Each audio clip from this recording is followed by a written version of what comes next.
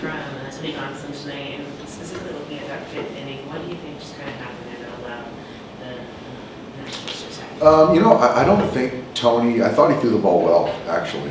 I don't think the line score was indicative of the way he threw the baseball. I thought he made a lot of borderline pitches tonight that we didn't get the calls on. And I thought Carlos did a great job back there, but just very close pitches that could have flipped counts.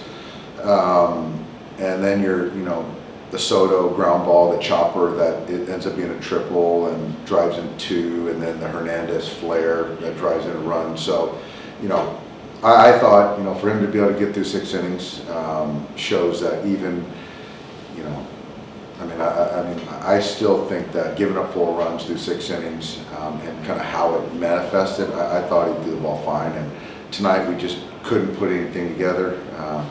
Spino, we just didn't see him well.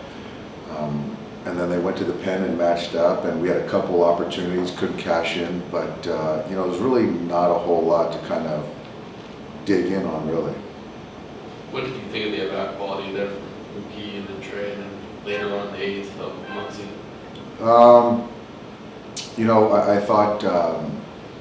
I thought Trey was fine. I didn't get a base hit late. I thought he clipped the ball that 1 inning with the bases loaded. I think it was bases loaded. Fly ball, line drive to right field. Mookie was a little bit out of sync tonight, which is going to happen. And I thought Max swung the bat well.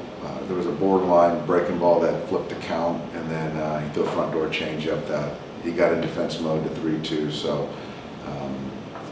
that's just kind of part of it.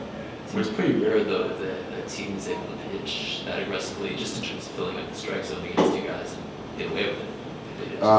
Yeah. You got to give those guys credit.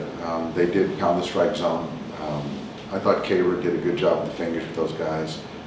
A lot of spin, off speed, change ups, and kind of mix it up, then mix in the fastball. So you got to give credit to those guys, and we've been swinging the bats really well. So this is just a night that we just couldn't put up crooked numbers. For Tony and someone like him who hasn't pitched a full big league season like this, just how much of a challenge is the second half and trying to navigate that and kind of continue what he did, to start the year? It's going to be a challenge.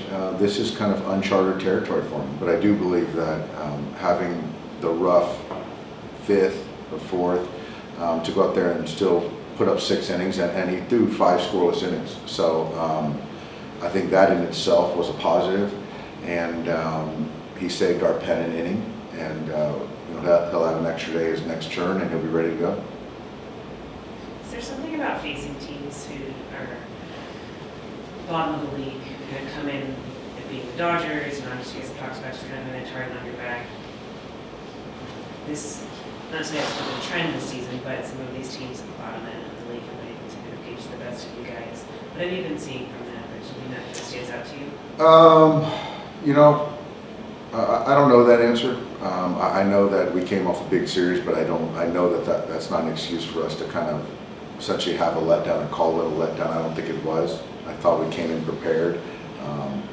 They pitched us well. But as far as teams kind of at the bottom of the standings, I don't know the answer. I think that we still have the same mindset coming in. I wish I knew that answer. I don't.